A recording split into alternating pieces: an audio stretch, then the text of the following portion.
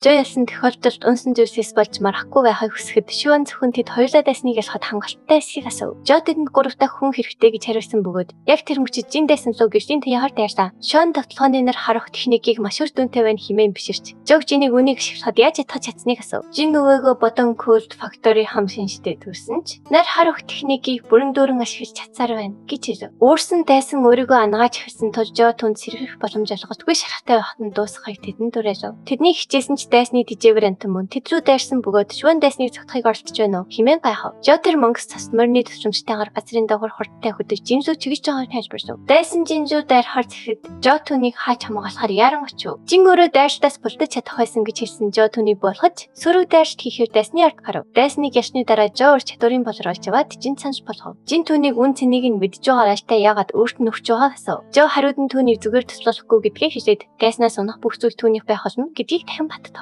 Жин өөрийг нь аварсан хүн нь Жо учраас энэ зүйл хийх шаардлахгүй гэж цааш харав. Тэрээр Жод өртөө итгэх хүсэхгүй байгаач өөрийг нь ах шигээ үзнэ гэж бодож байвал Жо андуурч байна гэдгийг тодорхой хэлв. Жо түүний үгийг үл том мөр хавцсан бөгөөд энэ үеэр вэ тэдний хамтдаа авахсан зэргийг дарав. Шиван иймэрхүү харилцаанд тассан гэж хэлэхэд вэ тэр жижиг бүх нэгдүгээр курсынхан үнэхээр онцгой байгааг нэмж хэлв. Өрөөндөө буцаж ирээд Жо орон зайн болорыг авч мангасуудтай нүүр толохоор тоглоомлоо нэвтрв. Тэрээр мангасууд хэд доошин болохыг анзаарч чөтгөрийн генералыг хормын дотор устгах чадвартай. Өөрийнх нь бүх амьдралын хүчийг сарах хотхны орог олж харав. Тэрхүү Орон амьдралын хүчийг товцсон хэмжээгээр зарцуулдаггүйг анзаарч үүнийг өөрмөц ур чадвар болохыг нь танив. Хүч чадлын ур чадварын ачаар тэмдэгтж төрсэн генерал домогт зэрэглэж талбартай. Жи цагаан барыг шууд хөнөөж чадсан нь гайх зүйл биш байв. Жо од зүсэгч хотхны орогийн хүчийг хүлээн зөвшөөрсөн ч бүх хүч чадлаа шахах үед хэтэрхий их хүч харддаг тул үүнийг болгоомжтой ашиглахаар шийджээ. Тэрээр хүч чадал нь бүрэн дуусах үед юу болох вэ гэж санаа зовж байв. Нэг нь мангас Жороо гинт давталж түүнийг битгэжгүй байхад нь барьж авав. Тэрээр давталханаас бултаж од зүсэгч хотхны орог ашигласан боловч мангас түүнийг нь хэлбэрхэн нисав. Хотхны авар мангасны арсыг ч зурж чадаагүй сэтгэл дундуур ухаарав. Дараа нь мангас өвчийн аюултай цэвэж өгч Жогийн хувьд тоглоомыг дуусгалаа. Хотхны дүртэйч төрсэн генералийн хүч чадлын ур чадвар нь эхний дүртэйч төрсэн генералийн эсрэг үр дүнгүй байсан ч Жо тунгаан бодов. Чөтгөрсөн генералийн тохон дээрх тэмдэг нь хайж чулуу давны зарчинтай холбоотой бөгөөд 3 генерал бүр өвөрмөц чадвартай гэж тэр таамаглажээ. Хайж чулуу давны дүрмийн дагуу зүсгэж хотхны аварна давны дүртэйч төрсэн генералийн эсрэг үр дүнтэй байх ёстой бай. Гэвч эдгээр тусгай тэмдэгтч төрсэн генералуудын гарч ирэх магадлал бага байлаа. Тэдэнтэй тарах боломжоо нэмэгдүүлэхийн тулд өөр дэнжэнүүдэд төвшин их шаардлагатай гэж Жо шийджээ. Жогийн хөрш хүн колжер ялхаж байхдаа Вен клубын видеоны талаар хүмүүс ярьж. Үүнийг нэлээд инээдтэй гэж үзэж байгааг санамсаргүй сонсов. Нэг хүү тухайд хүн үнэхээр нэгдүгээр курсын оюутан эсэхэд ирээсэхэд нөгөөх нь үүнийг баталж Боромын мэдэн шөвж байгааг дуртав. 3 дахь хүү Жо гэртөө мөнх бус зэрэглэлийн оюутан тал жинтэй хамт толдож домогт зэрэглэлийн оргиж байсан тэмдэгтч төрсэн генералыг алсан нь гайхалтай гэж тэмдэглэв. Хөршин үнэхээр эдгиймэрхүү хүчтэй гэдгийг охин ухаарлаа. Дараа нь дүр зураг багш нарын өрөө рүү шилжиж хатагтай Ванныгийн эрэгтэй хамт өнөөх видеог үзжээ. Хатагтай Ван видеог зогсооход өнөөхөр Жо хичээж болон шалгалттай дүүргээ зогсохгүй. Тэмдэгтч төрсэн генералыг устгасныг хэлв. Тэрээр хатагтай Ван яагаад үнээс илүү баярсгүй байгааг хааж байлаа. Жо маш их хавьяастай ч би дан сурцах цагт хизээч суудаггүй. Сүүлийн үед өдөржин тоглож байгааг Ван тайлбарлав. Тэрээр оюутнуудаа авьяас чадвараа тоглоом дөрөн таран хийхгүй байхаа шийджээ. Үүнээс гадна тэрээр лааж нь уулын сургалтын төлөвлөгөөгөө өргөн барихаар бичиж байв. Өнөөхөр зөвшөөрч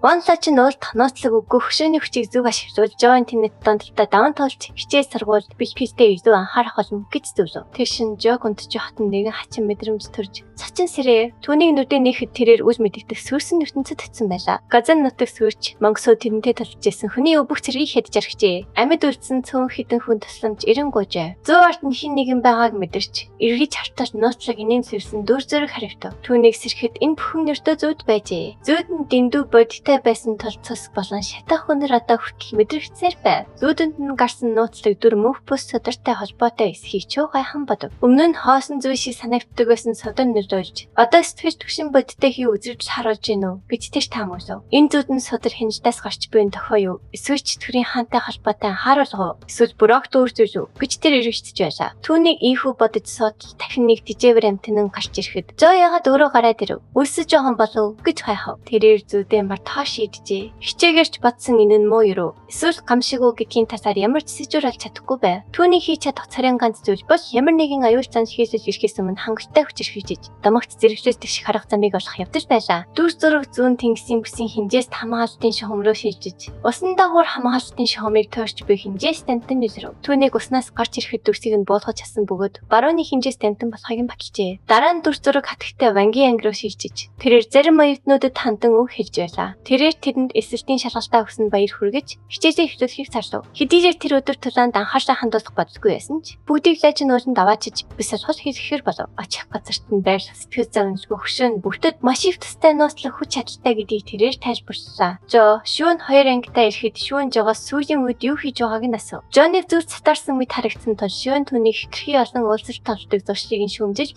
биеэ барихыг зөвлөв. Жо хариуд нь шүүнийг зөвхөн ийм л зүүж бодож чаддаг өх хэмээн асуув. Шүү ишээл сүүлийн үед зэрэглэл ахихаар самыг олох гэж хэрхэн хичээж байгаагаа тунгаа. Хэрв тэр дамагт зэрэглэл рүү ахиж чадахгүй бол стат болор шингээсэн ч үзүүлэлтэд нэмэгдүүлж чадахгүй гэдгийг ухаарлаа. Тэрээр үзүүлэлтэд сайжруулах аргуудыг бодож байсан ч хэд хэдэн шин нойргоо хонсон ч ахиц дэвшил гарсангүй. Зөвхөн нэстэг шаргаажийг ашиглан галын хүчийг татах нь хангалтгүй мэт санагдав. Түүнд мөн өөрийг нь илүү шалгамгай болгох хүч чадлын ур чадвар хэрэгтэй байлаа. Жог өнд чи хот түүний залхуу зан нь ирж харагдаж байв. Дүр зураг сүрж тавтаж читүүл бүх зүйлийг зархиж буй. Чи уулраа шилжив. Нэгэн эр дайсны давталхав чадварсаг хааж бултаж нэгэн генералтай толдож байна. Өнөөхөр оснаас бариад өөрлөгөө татав. Дараа нь тэр чинд давтлах тохоо өгөхөд тэн дайсны эсрэг хүчтэй туяа гарган хариу барив. Өнөөхөр 3 дугаар сарлааны бүх хүн амь өргөцсөн бөгөөд хин чухарч чадаагүй тэнд ичв. Тэд дүү чимээ сонсоод тийшээ гүсэн ч тэднийг очиход хүү аж хэдийн нас барсан байв. Тэн тэдний зөвлөслөлийг хүлээн зөвшөөрч тэд хүн төр сахны бахархал байсныг тэнд ирээд амоос нь нойрсохыг хүсв. Гэрээр гашууд цаг байхгүй бөгөөд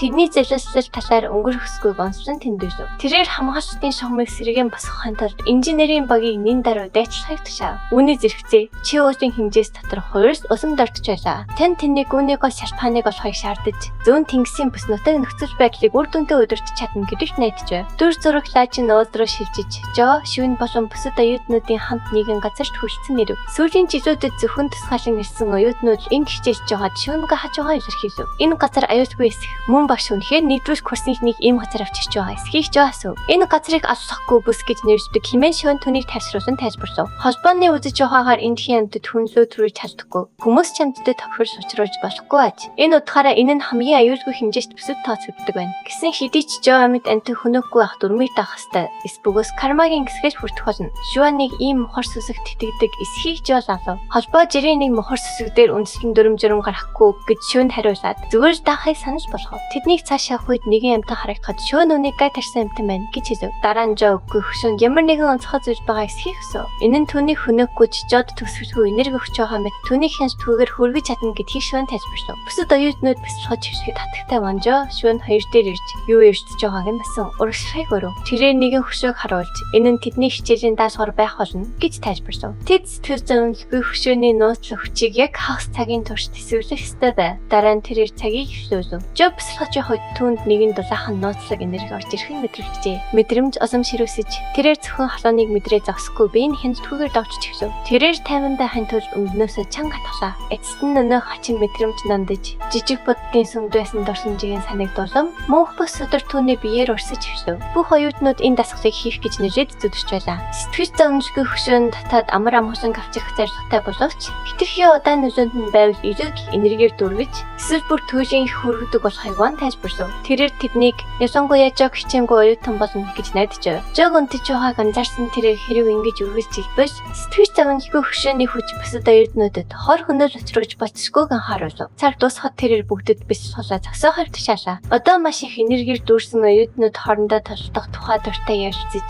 догтлоо барьж дийсгүй байв. Сэтгэл зовлонгүй хөшөө оюутнууд нөлөөлж чадаагүй анхудаа харж байгаагаа вангайхан тэмдэглээд жогийн сахилах батгүй байдал нөлөөлөв хэмээн хаж хоцров. Нөхцөл байдал найдваргүй болсон ч хүмүүс сэргээрээ маш их урам зоригтой байж олон тооны санааж тхийн. Эрч хүчээр дүүрэн жоо сархинд хар хасвал марафонд гүйж болох эсхийг асуув. Ван багш цачирдаж жог нухацтай хэлж гэнэ үү? Эсвэл зүгээр дүүрс гэж гэнэ үү гэж хайхан. Тэрээр жог өөрийнхөө хэлж буй өгөнд үнэхээр итгэж байгаа эсэхэд эргэлзэн. Ван багш жоод явахыг зөвшөөрч коллеж дээрх дараагийн хичээлдээ 3 цагийн дараа эргэж ирэхийг тушаана. Жоо руу чиглэн явж өөрийн профайлаа шашгана. Жижиг буддын сүмд байсантай адил бясалгалын үеэр түүний виталитийн 11 вольт өссөн ихэр анзаарна. Түүний нэг статус дахин хязгаараа тасан бөгөөд биеийн нурсах виталитийн 3 дахь төрлийн виталити техник болох нь тодорхой байв. Санаа зовлтгүй сэтгэлийн нууцлаг виталити техник байх ёстойг жоо харж лаажин өлөндч бас мистик өндөг өнгөө авч болох газраа болов гэж гайхан. Жоо хайгуул хийж явахдаа хинжээст амтантай тарах бөгөөд хадаад төхөөс нь хараад өндөр түвшний амтан болохыг шууд гэнэ. Гайхалтай нүг амтан түүнийг үл тамсарсан өвс үргэлжлүүлэн эцсээр байв. Тэр амтан догшин биш байгааг Жо ажиглаад Power Spirit өвс идэж байгаа болов гэж бодно. Тэрээр алсаас ижил төстэй цэцэг оч хараад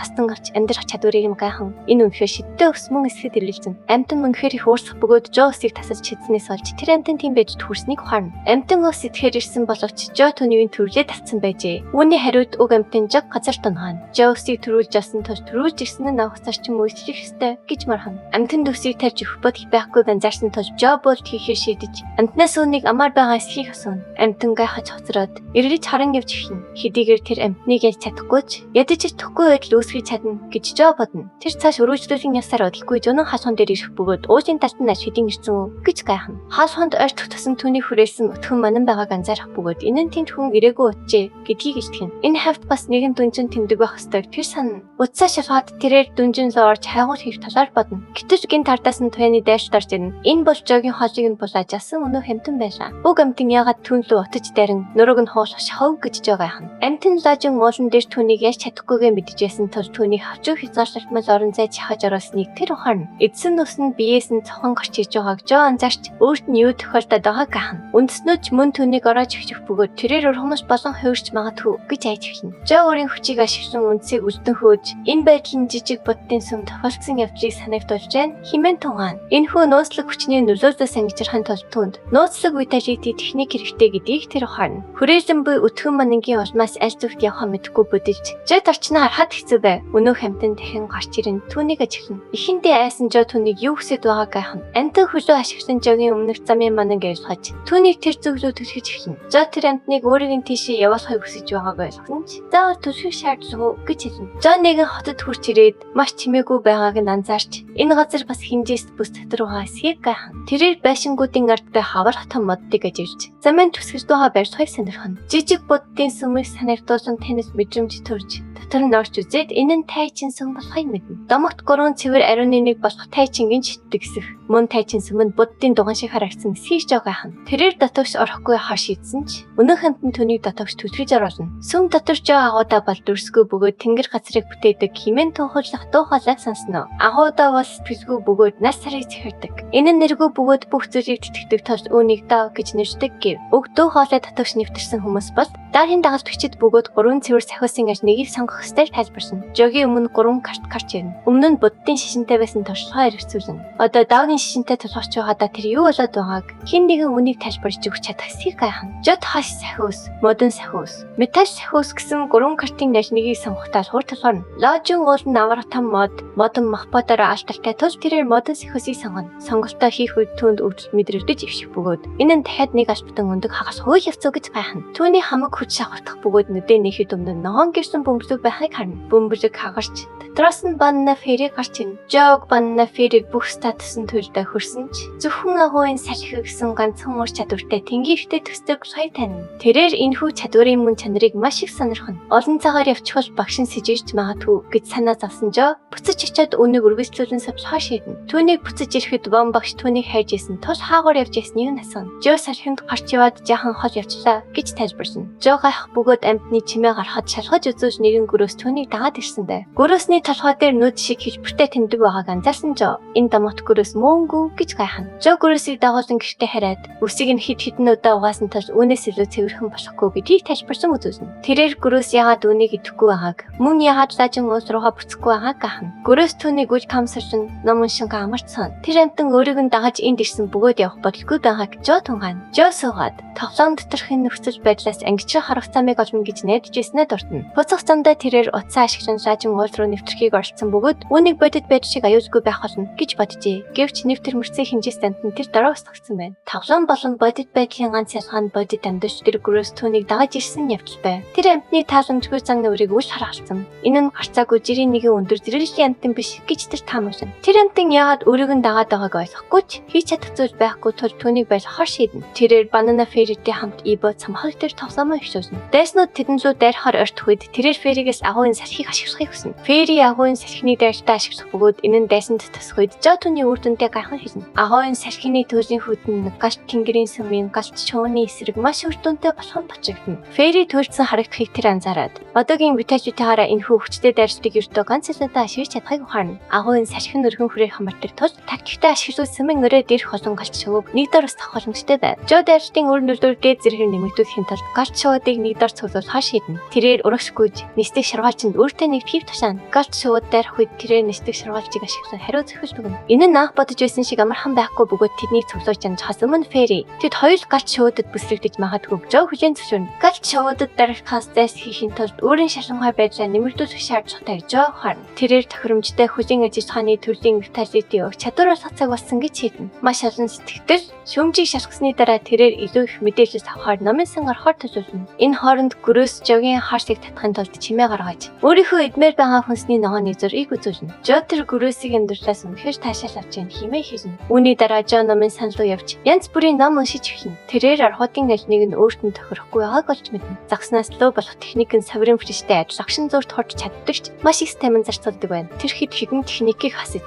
логийн хаалганы нисэх техник нь хамгийн тохиромжтой хувилбар болохыг тавтаана. 6 дээр охин тэнгэртэй хамт дүршигдсэн энэхүү нисэх техникийн агаарт удаан байх боломж олгохгүйч гэр эвлэгчийн хөнгөн бөгөөд шалмгаа устгаж үүнийг урт хугацаанд хадгалах боломжтой аж. Логийн хаалганд лонд байршдаг болохыг Жо тэмдэглэж авна. Тэгээд маргааш нь тийшээ очихоор төлөвлөв. Түүнийг номын сангаас гарахад шал цөмлөн хэмжээст амтан гинт гарч ирлээ. Жо хотод яагаад хэмжээст амтан гарч ирснийг гайхна. Амтан түүн зүү дайрсан ч тэр нисэж цохилгаас нь болтов. Тэр амтны далаалтаас өссөн асар их сүйтгэвчийг анзаарч энэ туйлсан зэрэглэлийн амтын болов гэж гайхна. Тэгээд Жог амтныг амин хүчний ур чадвар ашиглах гэж Жоход анзаарав. Энэ үеэр амтан зүү дайрахаар хоёр нисэх онгоцгүйч ирлээ. Нэг нь нэр гарч ирэн ингэж удаан зүгтад хаач өгөө химээ амтнаас асуув. Дараа нь тэр Аянгат гинтийн дайрт хийжээ. Аянга амтныг нэргэж хэцсэн Жо дээр өсрөв. Амтан дорхоноо хэдэгдэж өнөөхөр Жог зүгээр эсхийг шалгах гар төхөж ирлээ. Жо зүгээр гипхээ хэлээд нөхцөж байдлыг лолов. Тэр эрүүг амтныг бисээс усын үеэр эзэн замаа ашцнаас хойш галзуурын цогцсон дагуулж тижээвэр амтан байсныг тайлбарлалаа. Тэр Жо цэргийнх нь нөхцөж байдлыг зохицуулна гэдгийг хэлээд хэрэггүй өмнөөс цэргийг эндээс явж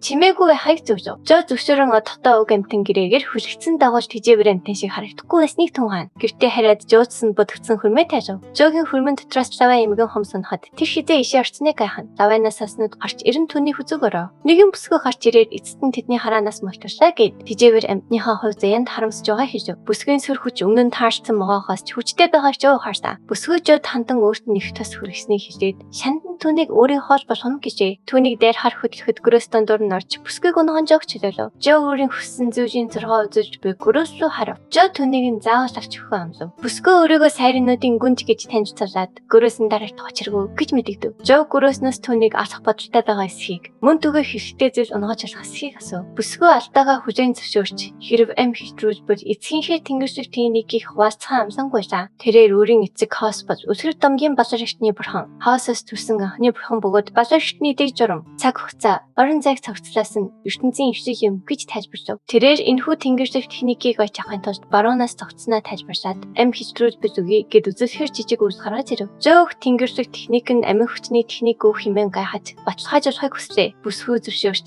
тэр зөвхөн өрөв дотор хорон зай руу ширтгэхэд Хоосын хүчийг мэдрэх болно гэж тайлбарлав. Жо бүсгүйн гарт хөрөж нүрээ ойртуулахад түүний зашмыг хүчиж эхлэв. Жо ямар нэг зүйл буруу байгааг мэдэрч эхэллээ. Тэр хууртагцсанаа одолгүй ухаарав. Тэрээр Грөөстэй хамт эргэн тойронд нь улаан өнгө хуужрах сансрмэд орон зайд байгаагаа мэдэв. Тэр тэднийг хаана байгааг мөн Грөөс бас хуурчсан уу гэж гайхна. Энэ үед тэд хүүхдүүдээ дуудахтуу холоо сонслоо. Жо хизээдээ Хоосын хүүхэд болчихсон бэ гэж гайхаад дараагдан сорогдох гэж байгаагаа ухаарав. Тэрээр гээвцэн мөнх бүсэн содруудыг олж хараад тэдгээр нь дахин өөрөө идвчилээ гэж бодон ямар нэгэн эртний бурхны дагаж бич болчихоо гэж гайхна. Дүүрс Жогийн өрөөнд байсан бүсгүй рүү шилжив. Тэр ямар нэгэн зүйл дайруулсан ч зөвхөн Хоосын урсаад Хоосын анхны дэг журмыг өдөрт чадна хэмээн сэргийж эхлэв. Үрэл тодор гэлэлцэж Жо гэр хийж ирэхийг хараад тэрээр шоконд орж яагаад Хоосын хүчин тавталгүй бүр тэнгэрсэг техникийг нь авч чадсныг асуув. Грөөс хурч 90 Жогийн хөл донлаа. Уурсан Грөөс бүсгүй рүү дайрсан ч дайрчдыг түүний 3 тохнууд саран авав. Сарины өрс Хоосын анхны дэг журмыг алдсны дараа Хоосын шилэн сос болсныг Жо тайлбарлав. Дараа нь тэр Грөөсийг дуудахад Грөөс гинт Жогийн гар тах жижиг үрэл рүү сорогдсон оров. Орон зай байсаар байгаа болтой гэж Жо хэлээд энэ нь бодит амьдарч дэх тоглоомын инвент шиг ажилтдаг байж магадгүй гэж таамаглав. Хоосын анхны дэг журмыг хартаа оруулсан Жогийн дараагийн алхам юу байх вэ? Тэрээр энэхүү нууцлаг тоглоомын инвентер. Энэ тусламжтайгаар эртний бүрхтэн хүчийг бүрэн захирч чадах болов. Түүнчлэн шоконд орсон бүсгийн 3 тонууд тэднийг ямар аюулруу хүчлэх вэ? Дараагийн хэсгийг бусдаас төрүүлж хамгийн ихэнд үзхийг хүсвэл дэргэсэн дэх төрийн банкны данс 5,000 төгрөгийн хандив хийгээрэй. Тэгвэл дараагийн хэсгийг таны даруйгаар хаж өгье. Таалагдсан бол лайк дарж сувгсоо маань заавал бүртгүүлээрэй.